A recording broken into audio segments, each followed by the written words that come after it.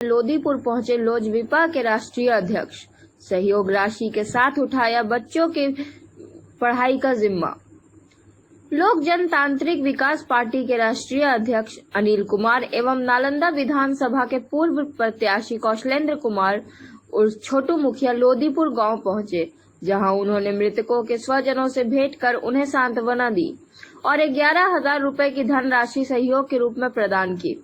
राष्ट्रीय अध्यक्ष अनिल कुमार ने कहा कि नीतीश कुमार के गृह क्षेत्र में जिस तरह से भू माफियाओं की लूट मची है, उसका नतीजा है लोदीपुर हत्याकांड। इस कांड से चर्चित जमीन की गलत तरीके से रसीद निर्गत करवाना इस घटने का कारण बना, जिसकी जानकारी शासन और पुलिस को भी थी, और इतना सब कुछ होते हुए भी यह नरसंहार हो जाता है। यह घटना सुशासन की सरकार की विभत्स तस्वीर है, जिसकी जवाबदेही भी इन्हीं पर है। अगर नीतीश कुमार की सरकार की सुशासन व्यवस्था मजबूत होती तो अब तक 5 ग्रामीण के हत्यारे जेल की सलाखों के पीछे। वहीं घटना से पहले इस जमीन की चल रहे लंबे विवाद का निपटारा कराने को लेकर जमीन के वाजिब हकदारों को उनका कब्जा दिया जाता है, लेकिन जिस तरह से अवैध तरीके से जमीन का कब्जा दस्तावेज बनाकर खेल चल रहा है, उस खेल की भेंट 5 परिवार के सदस्य चढ़ गए। मृतकों के परिवार तथा बच्चों को खाने के लाले पड़े हैं। एक घर में बच्चे तो बिल्कुल अनाथ हो गए। उनकी शिक्षा दीक्षा तथा परवरिश कैसे होगी और घर परिवार कैसे चलेगा? इस बात की चिंता गृह जिला क्षेत्र के मुख्यमंत्री नीतीश कुमार को नहीं महसूस हो रही है। यह भी एक बड़ी चिंता का विषय है। अंत में उन्होंने कहा कि इन सभी बातों का सरकार को सरोकार होता तो यह सवाल खड़ा ही नहीं होता। उन्होंने कहा कि मृतकों के बच्चों की शिक्षा दीक्षा की जिम्मेवारी मैं अपनी पार्टी की ओर से उठाने का जिम्मा लेता हूं और अतिशीघ्र स्पीडी ट्रायल कर जमीनी विवाद का निपटारा एवं इस घटना में शामिल सभी आरोपियों को गिरफ्तार कर सजा दिलाने की सरकार से मांग कर।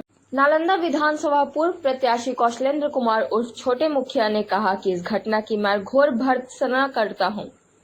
निहत्तों पर अंधाधुंध फायरिंग कर उन्हें मौत के घाट उतार देना सभ्य समाज के लिए घातक है।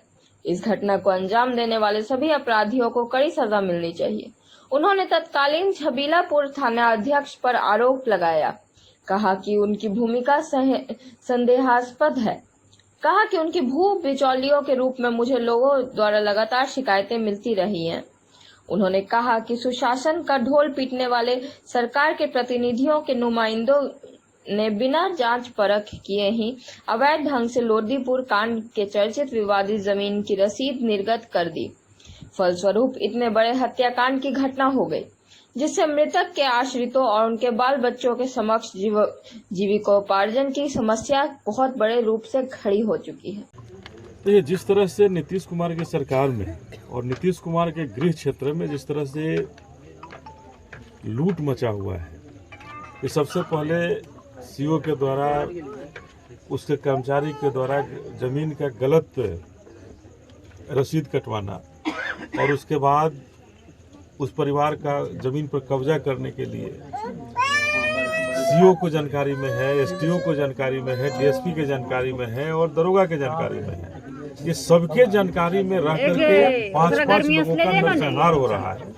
तो इस नरसंहार के लिए कहीं न कहीं पूरी तरह से जवाबदेह है नीतीश कुमार की सरकार, और इस सरकार की जवाबदेह होने के कारण मैं सबसे पहले जिनका क्षेत्र है उनसे चाहता हूं कि अगर श्रवण कुमार जी आखिर कहां रह गए, क्यों आपके क्षेत्र में इस तरह का नरसंहार हो रहा है और नीतीश कुमार के गृह क्षेत्र में क्यों नरसंहार हो रहा है। तो ये एक इशारा करता है कि आज पिछड़ों का जो शासन है, चाहे वो ये कहने का कुर्मी का शासन है, लेकिन कुर्मी को भी न्याय नहीं मिलता है।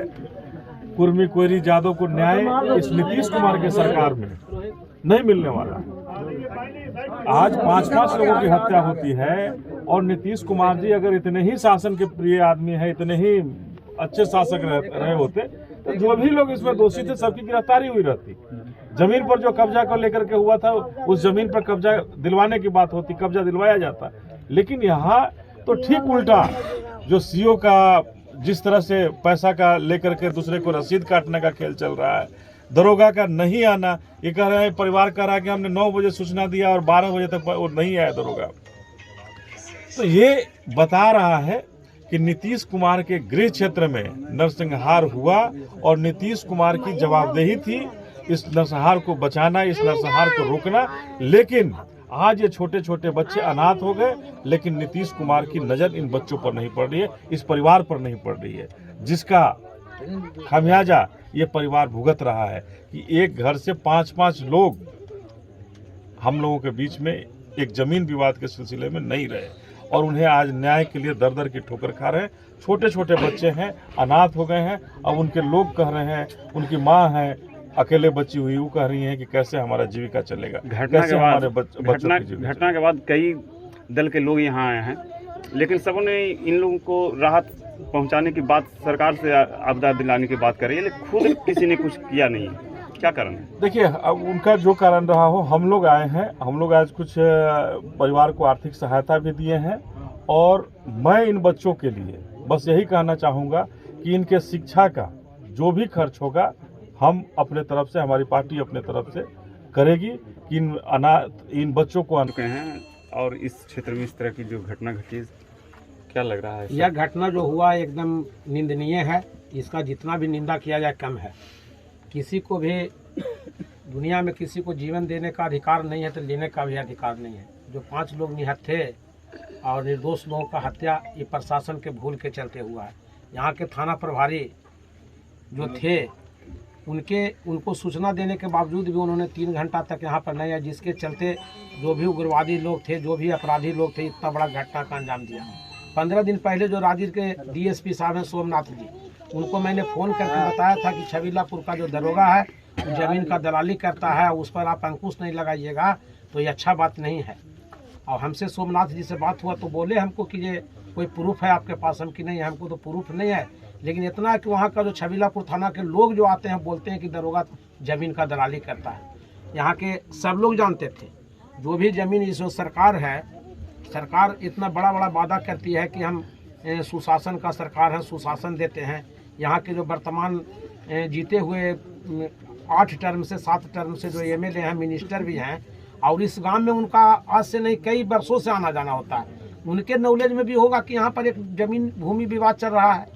उसी समय रहते हुए कैसे सीओ और अमीन गलत तरीके से जिनका जमीन दूसरे के नाम से रसीद काट लिया, तो कहीं न कहीं जो अंचलाधिकारी और थाना प्रभारी का जो यहाँ पोस्टिंग किया जाता है किसी न किसी के दबाव में होता है। और सब लोग जानते हैं कि कोई भी दरोगा या कोई अंचलाधिकारी आता है, वीडियो आता है, तो वो मंत्री जी के इशारे पर आता है, उन्हीं के इशारे पर काम करता है।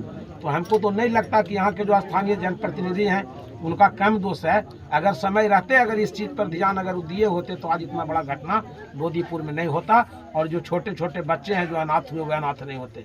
इसकी जितनी भी निंदा किया जाए कम है। अभी तक प्रशासन मौन है और मात्र 2 गिरफ्तारी हुआ है। जो मुख्य अभियुक्त मारने वाला है किसी को गिरफ्तार भी नहीं किया गया है। हम प्रशासन से मांग करते हैं कि सभी परिवारों को रहने खाने की व्यवस्था किया जाए, इन लोग को मुआवजा 10-10 लाख रुपया कम से कम दिया जाए और बाल बच्चा को पढ़ाने के लिए इनको समुचित उपाय किया जाए और स्पीडी ट्रायल करके जो भी दोषी है उसको सजा दिया जाए। यही हमारा कहना है। इसमें थाना से